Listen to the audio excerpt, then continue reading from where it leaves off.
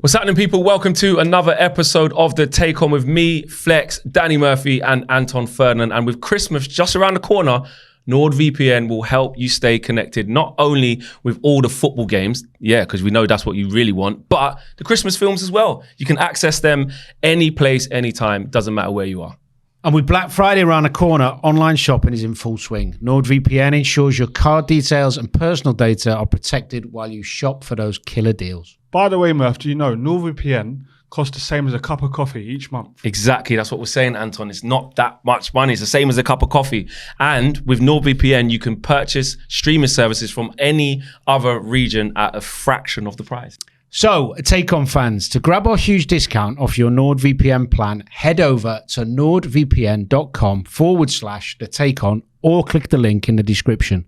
Our code will also give you 4 additional months for free on the 2-year plan. And it's risk-free with Nord's 30-day money-back guarantee. Exactly. So if you're going on a trip or you've got a trip coming up over the Christmas festive period, get ready now by visiting nordvpn.com/the Take On, or as Danny said, click the link in the video description below. It is that easy. Make sure you do not miss out on a second of football action over the festive period. Secure your connection, protect your data, and gain worldwide access with one tap, all with NordVPN.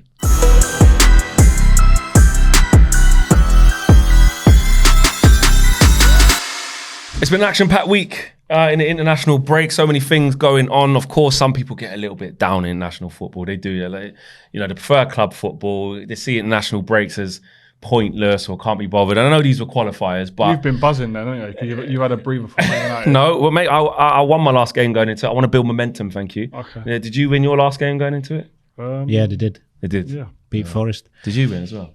Yeah. Yeah, you did. Well, anyway, I didn't mind. I want to get back to it. But I love a little break international. Do you? Yeah, well, you know what? Third one already. Because I work all weekends mostly.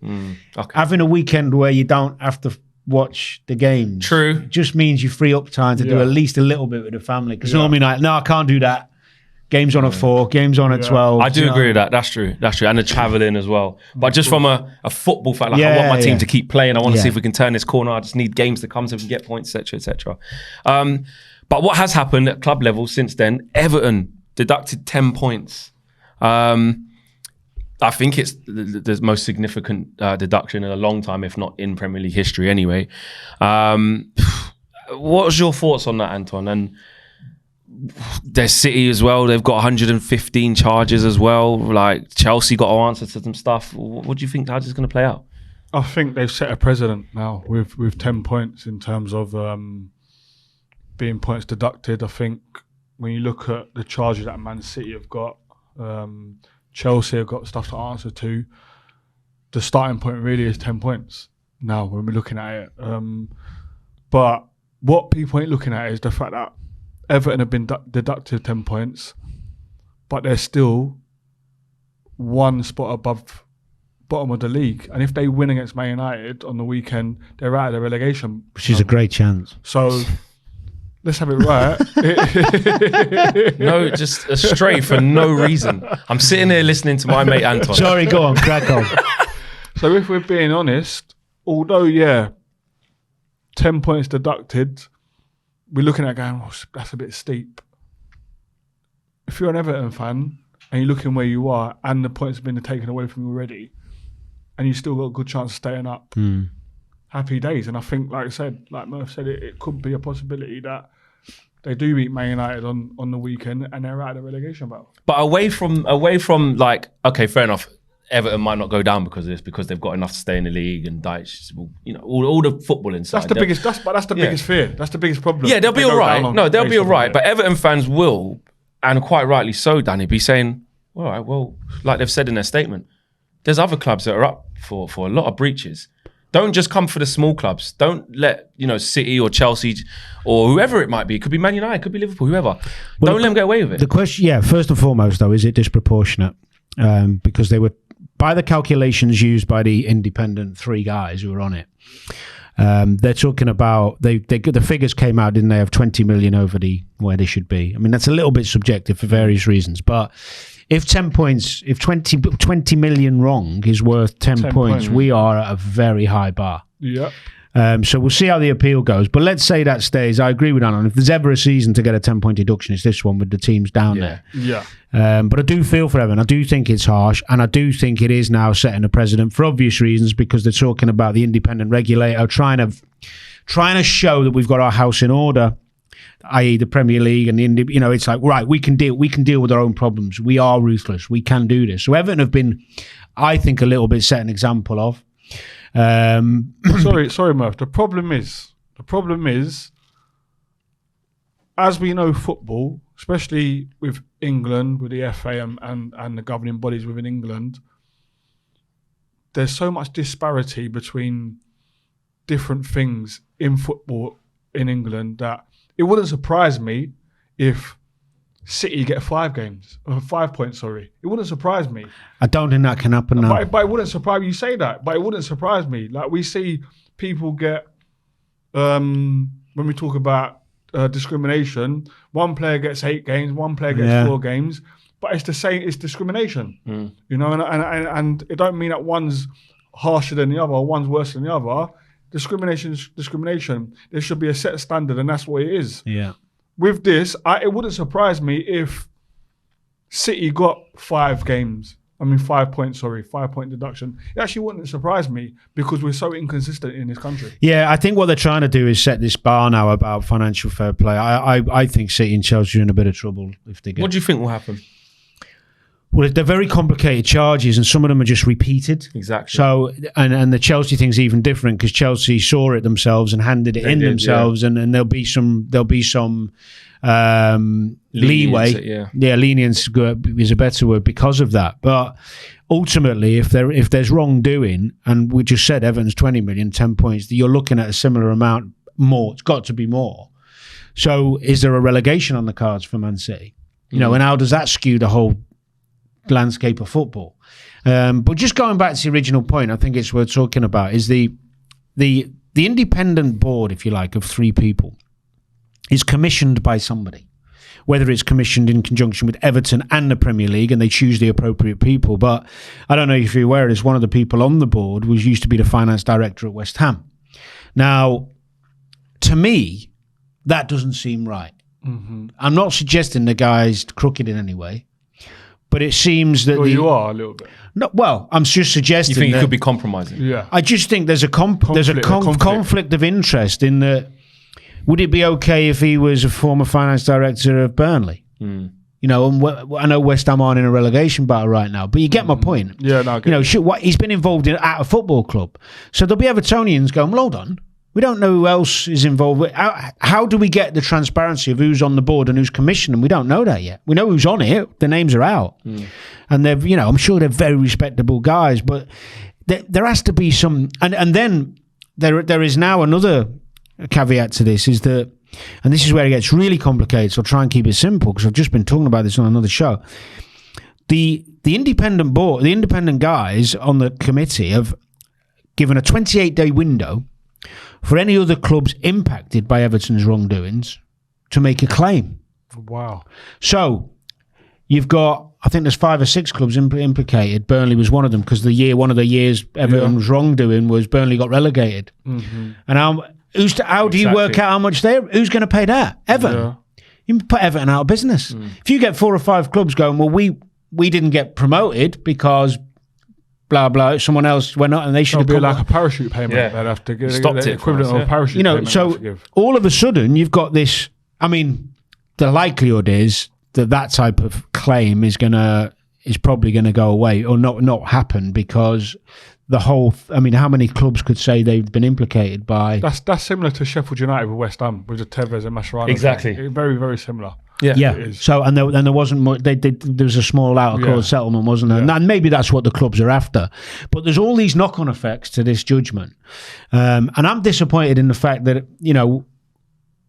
the main thing for me with the Premier League is the competitive nature of it, and the fact that teams go up and down, and it's genuine. The winner's the winner. The people who go down have been the worst teams. Whereas now, by the end of this season, I know we're hypothesizing, you could have theoretically Chelsea deducted 20 points, City relegated, and Everton relegated because of the deduction of. So teams are staying in the Premier League not based on their football ability. And Liverpool or Arsenal, whoever's going to win the league, does that feel like a win? No, it's not. The whole thing. But this is what I'm saying. The whole integrity of our game. I mean, you might get a Champions League spot. Well, listen, mate. Exactly, it's not bad. I'll tell you what, mate. Arsenal fans Man United second, 2021. Man United second, 17-18. Man United second in the infamous Aguero season, 11-12. So give us our trophies, mate. But even on that, I mean, some people talk about that. As a fan, right?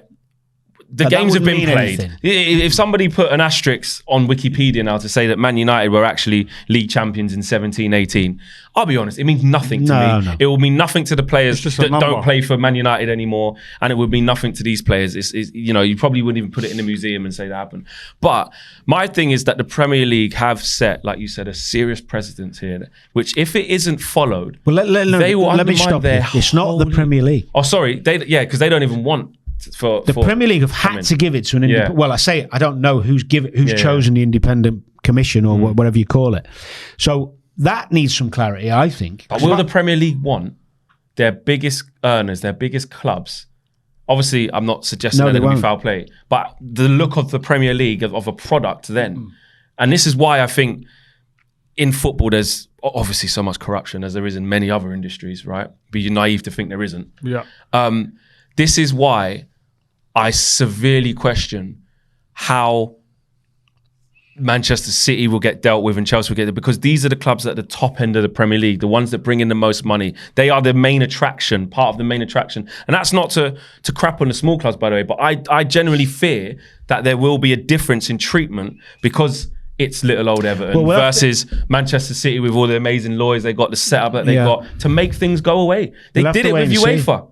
We'll have to wait and see. This happened. They did it with UEFA, and there was a complex situation. They couldn't go back far enough. They avoided it, and I'm not saying that that's going to happen again. But I mean, our producers put here, just sort of to me, like from a United perspective, do I respect City's success? Not on the pitch, but in terms of the means of how they became successful because of what's going on. If you say no, you better leave the building. No. Do I respect their success? Yeah, you have to. In terms of, look, I'll be a hypocrite in terms of, I just wanted Qatar to come in and own Man United. So I'm not going to say like, they own by Abu Dhabi, But in terms of all these charges that they have to answer for, if they've been cheating, then no, I don't respect it. Yeah, but let's say Mancini got an extra payment from a different company, which is one of the allegations. Let's just say. That doesn't mean that Pep's coaching ability with the group of players exactly. You know what I mean? He's still coaching. But this says not on the pitch though. You have to, if it's not on the pitch. I can't talk about players and how they play football and the things they've won because we've all seen it. But what I'm talking about, if they've cheated and they are accountable for these 115 charges, how can I respect what they've done? You know what? What it leads on to, and I'd be interested, and I'll ask you your opinion on this. The financial fair play world is getting better. I think it's getting stricter and clubs are having to adhere. So Newcastle owners can't come in and just spend £1 billion, right? That's not the way it's working anymore.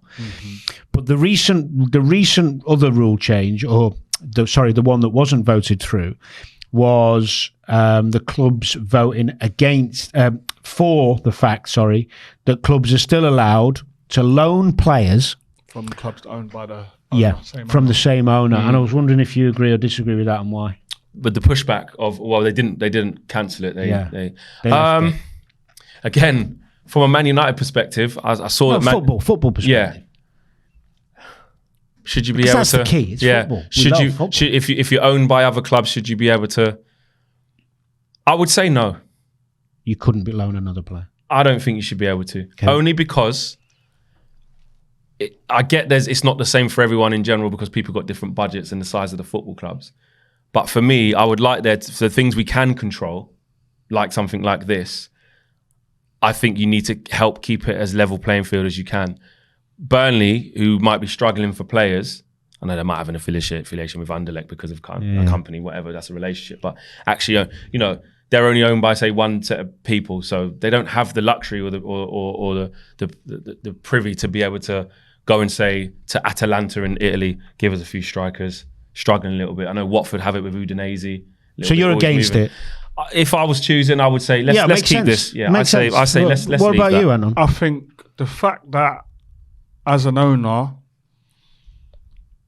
you can only, if you own a large part of one club, the maximum you can own of another club who plays in the same competition as you is 25%. The fact that that's on the table and you can't do that, I don't think you should be allowed to loan a player from that club.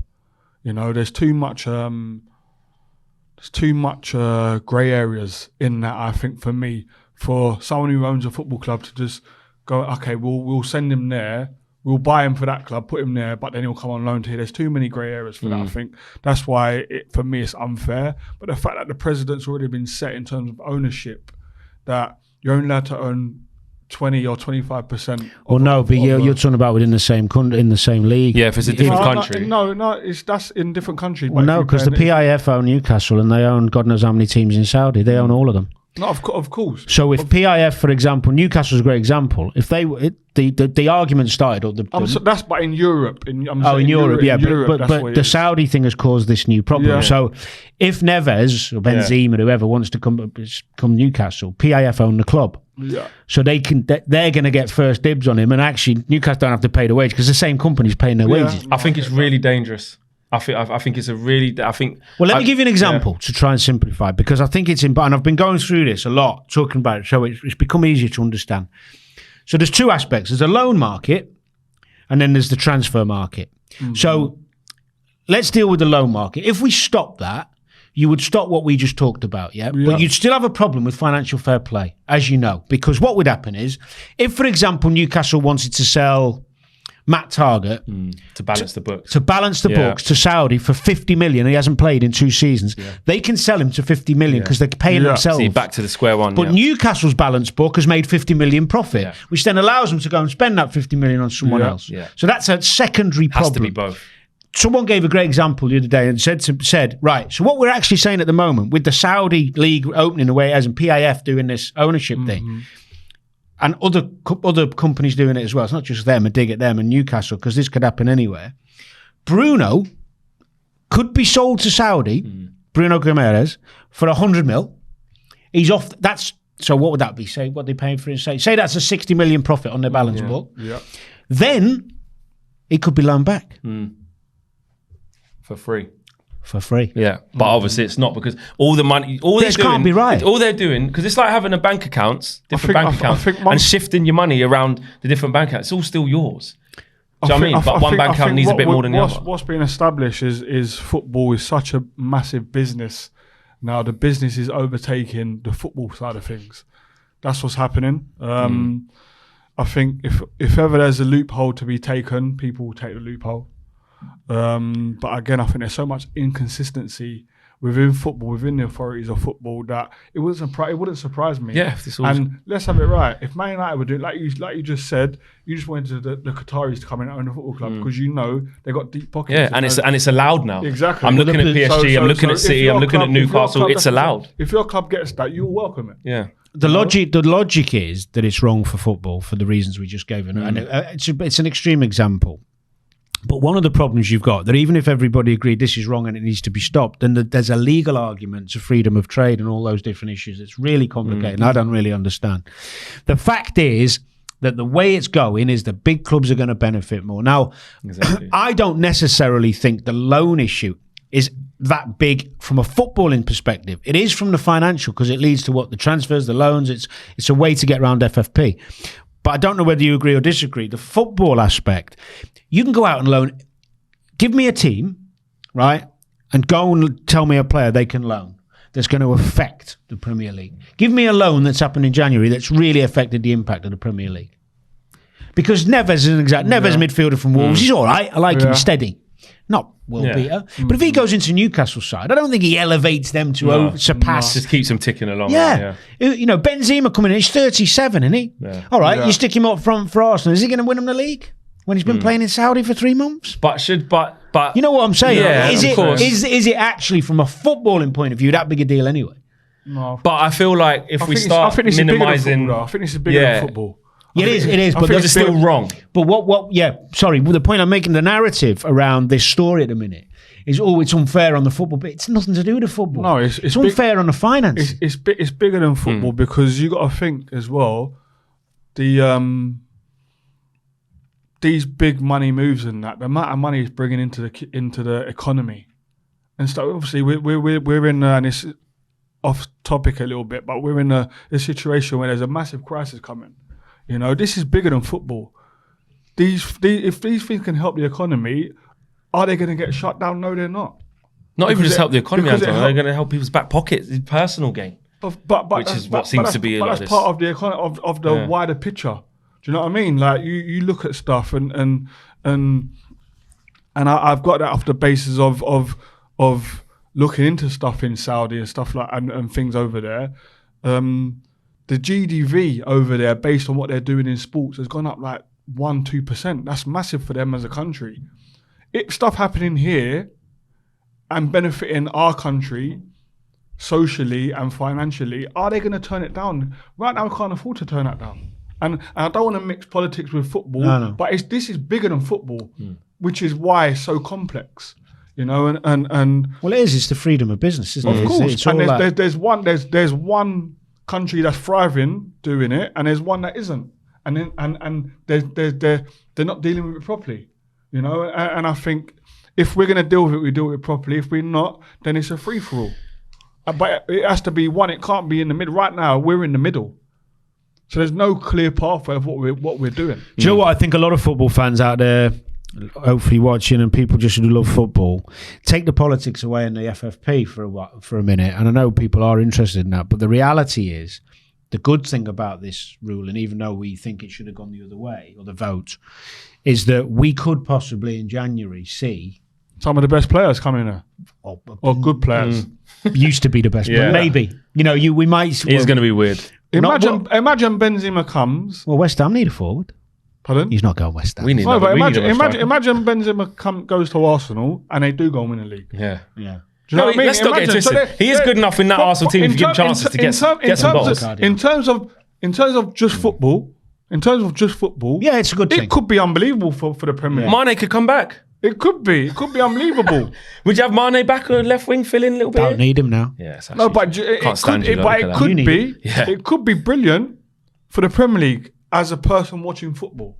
It actually could be. Yeah, as a spectacle. Joe would be mad if United change manager when they lose the next few and then Ronaldo comes back in January. Imagine. Then we do win the league. Yeah, imagine that. Let us know what your thoughts are on that topic. Obviously, it's been taken over the whole international break. It's a bit serious. Sorry, guys. Yeah, but it's a massive, massive talking point. Man United obviously taking on Everton. What type of game do I expect now this has happened to Everton? Even tougher, to be honest. Us against the world. Everton They've docked us, but Everton were doing fine. They were in the ascendancy anyway, and now they're going to go. We've got a fragile Man United coming in. You don't do well against them either, do you? Well, we do all right. We lost there for a little bit. Sorry about the noise, by the way, if you can hear that. Don't know what's some going building on. Work going on. I expect a really, really tough game. Harder than it was going to be. They could beat Man United, like I said, be out of the relegation zone straight away. So it is if the other results go their way. I think the big thing with international when they come back, and we'll have a little chat about Liverpool and City now, because that's a massive game this weekend for lots of reasons. But it is a shame that it's come after international break. I know players are flying in from all over, and there's a 12:30 kickoff, which is the chat for another day, really. But I always like to see the two best teams go head to head with everybody firing on all cylinders. Klopp got a point then when he says, like, you know. My general feeling on moaning about half-12 kickoffs is get on with it. You're at one of the biggest clubs in the world that everyone wants to see. You're paid £8 or £10 million a year. You got a squad of 20 international players. Do you care as a player? I didn't like them. Is it harder to prepare? Yeah, what's the difference? Because of the diet, the food. You have to eat earlier. It's just a change of routine. You know, the extra few hours does help a little bit. Mm-hmm. I watch for work a lot of games, at 12 on Saturdays, and very few of them are very as good as the other ones in the weekend. So you notice a clear difference. I think so. But when you watch Liverpool City play, which is two teams who, they go toe for Liverpool, high energy. City, Liverpool over the years has been a really good game. Yeah. You want to see all the best players on the pitch, all at it. Now we might have, I know this can happen after the European weekend as well, but, in terms of injuries, Haaland's doubtful. Will Klopp pick the lads who've been in South America? Because I think for Liverpool to beat City, and going on to the football side, I think Liverpool need Núñez, Diaz and Salah because of the pace. That's my thing. City have the centre-half, whether it Akanji or Stones, who always comes out and vacates. I don't think there's a better front three suited to. And Chelsea had joy, with the pick. Yeah. Sterling, Jackson. That joy, That turnover, that first pass is key, innit? Yeah. If it's forward and Chelsea kept getting in loads. good. But Klopp might not. I don't think he's played Nunes after international break once. So Same with Diaz coming back as well. Same with Diaz coming back. He's had that emotional week. Fair play. Scored 2, didn't he? Oh, my God. Did you see him against Brazil? Yeah. Tells you about him, man. No, did you see him against Brazil? I've been raving about him. I've been raving about him for a long time. He was at it. Well, let's get into that game. Yeah. Come on, Dan. Your teams are doing well. People saying Liverpool quietly going about their business. This is the showdown. These are the big games. Let's have it. What? You going there and you turning them over? I fancy us to get... Do you know what? The last couple of weeks, I've had a feeling about games. And all. So... Take note, guys. Yeah, take note. No, granted, this is the God's honest truth. And it's evidenced. I had a feeling Chelsea at Tottenham. I don't know why. Just that everything was going too well for Tottenham. Yeah. And then I was having a chat last week on the show, and I said before the Chelsea City game, and I said Chelsea won't lose that game. And I got a feeling Liverpool won't lose this one. I don't know if they can win it, but especially if Ireland's not playing, that will be a big thing. But I've got a feeling with the way Liverpool are at the minute and the legs they got in the team, they could cause City problems. Now, don't get me wrong. Alvarez can come in, though. Well, he's been playing anyway, but play further up, forward. But still, you tell me as a centre-half, Haaland's missing. You've got a little spring in your step, ain't you? 100%. I would have anyway. Especially big Verge as well. Yeah. Exactly. But the only thing that worries me a bit with Liverpool is even though they're playing well, they still concede chances. Loads of chances. Even the West Ham game at home today, West Ham had chances, and could say the same in a lot of the games. I can't believe you're saying even West Ham like we're just... No, I'm bringing it because you remember the game. That's right. I didn't mean... Sorry, I take that back. Come on, man. He meant little old West Ham. That's what he meant. You're better than that. But one thing, actually, I just mentioned City technically. The thing with Liverpool still bringing Trent in from the right. If he plays Doku on the left, Problems. And Kanati's been injured. And he's going to. Joe Gomez, get him in there, right back. No, Trent will start there. But what I'm saying is if he goes too quickly and leaves there, and Matip's been playing central, who hasn't got Kanati's pace, because Kanati's good at getting over. The recovery's good, That's a concern. You fancy City in this one, or what are you saying? I think it's going to be a tight game. I don't think this will be as free flowing as we're used to seeing them two teams going at each other. They're going to be key areas, like all big games. I think the one you've just said there with Trent playing fullback and how he invertly comes in, the timing's going to have to be spot on at all times, because Doku having space to run at him or space to run into, it's a dream for him. Let's have it right. It's a problem, But then, like you said, Liverpool have got a front three that is made to play against this team as long as the turnovers are good. And that's the first key. pass. The turnovers in this game are the deciding factors. They're the deciding factors. When the ball gets turned over, who's better with that first pass is who wins this game. I think it's going to be a lot tighter. As opposed to slow build up. How would you from a Man U perspective, not because sometimes I'm looking at it from a biased point of view, what do you think the best way is to stop Rodri for Liverpool? Do you do someone stick on him? Do you stop the ball to him? What do you do? I think he's the man. Yeah, he is the man. Have you seen his numbers when he doesn't play compared to when he does? Yeah, it's chalk and cheese. Yeah. And obviously someone like Bernardo Silva as well is someone you have to try to stop having a good game. Not the same as Rodri. But Rodri's just the dictator. He's the orchestra. He's the heart of everything that they do. How do you stop it? It depends how you want to approach the game. Well, Liverpool will approach you like that. Yeah. So I think Klopp only knows one way. Like I can't see him saying to someone like Szoboszlai or Alexis McAllister or Gravenberch, go and I tell you what, just do a Herrera on Hazard for me. Just man mark him. It's not the Klopp way. No, but someone's going to have to press him when he gets. But I think he. And I think he'll play Szoboszlai and Gravenberch ahead of McAllister. So because they're both so and they're mobile, athletic. Yeah. That one of them has to fly. Mobility is the only way you can do it. Yeah. Because if you're too passive and you sit off Man City, a bit like Casemiro and Amrabat. They're athletic. Yeah. Well, they didn't play together against that in that game. Yeah, that was Bruno Eriksson and someone else. Can't remember. No, that's all about obviously. But you can't do it. Being a midfielder, Murph. the timing of your press Yeah. is the key. You can be as dynamic as you want, but the timing of your press when you're pressing a player like Rodri is key, because If you're too late, you almost got to try and press him in these blind spots.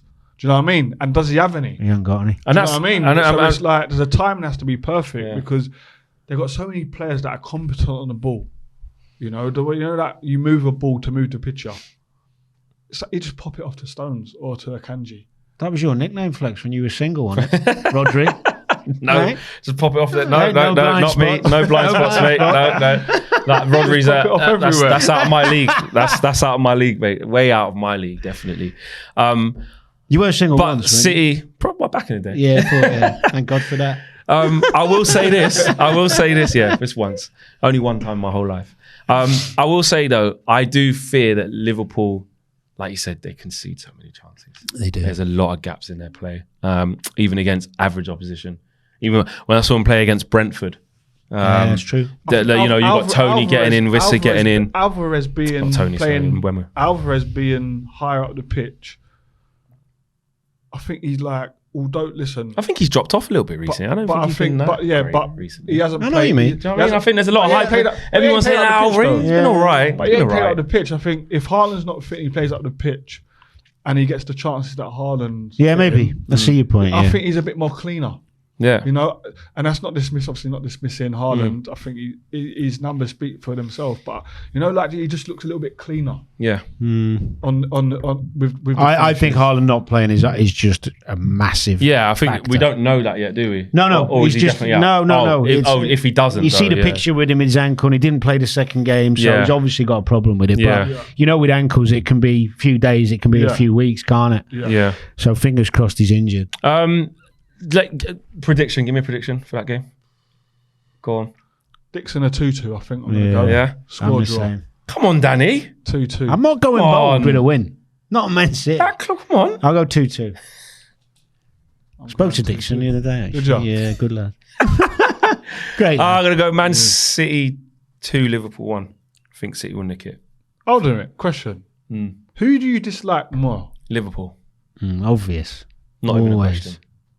Someone asked me that the other day about Man U and Man City. I was like, what? Yeah. Liverpool are our fiercest rivals. Liverpool. But the City's blue though. Your City's blue. Yeah.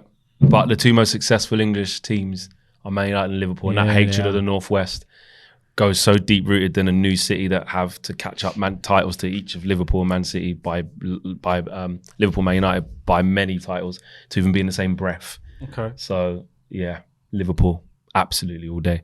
I want to ask you guys this actually about the international break just quickly because France beat Gibraltar 14-0. Disgrace. Okay.